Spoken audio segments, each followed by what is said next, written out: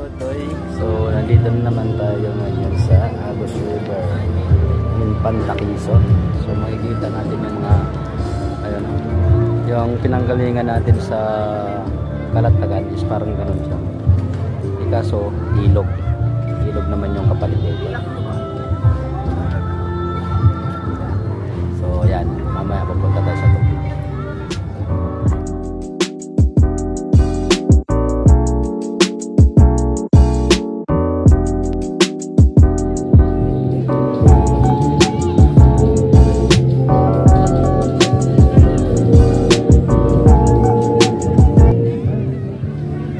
Ito namang ano, ilog cottage to.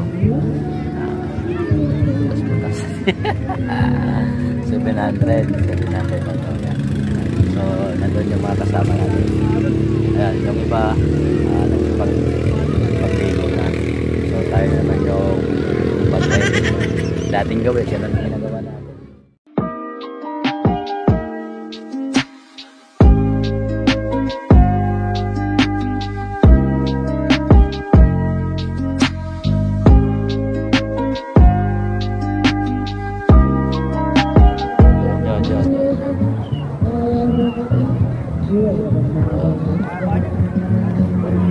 $1.5 daw maghapon din. Sabi na 5 maghapon. So ano lang 10 katao.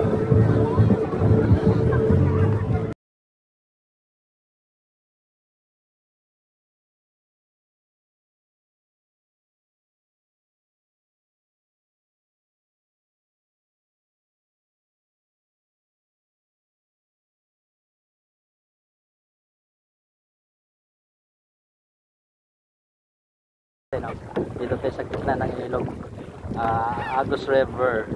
So nakikita natin. Hinihingal ka na ba ya? Palitan. So yan, medyo maliit sa atin yung Tagas-Tagwan pero mabilis yun. Yan, kasi meron ditong falls. So yan, shout out dito. Mabilis yung ano natin, hatak eh. Wow, bundo. So yan, no? So dito natin makikita yung mga kanya-kanyang tawag dito, cottage. Bawat cottage ay may kanya-kanyang may-ari. So ngayon dito tayo sa gitna. Nice lang kayo. Ayun, nice lang daw sila. Kami hindi. Saan na ba tayo banda? Ayun, yun.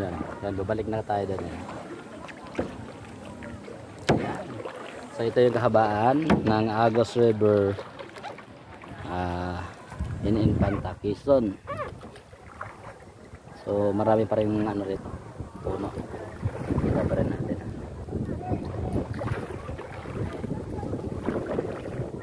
Okay, so babalik na kami, dadaaw na kami sa aming pantalan.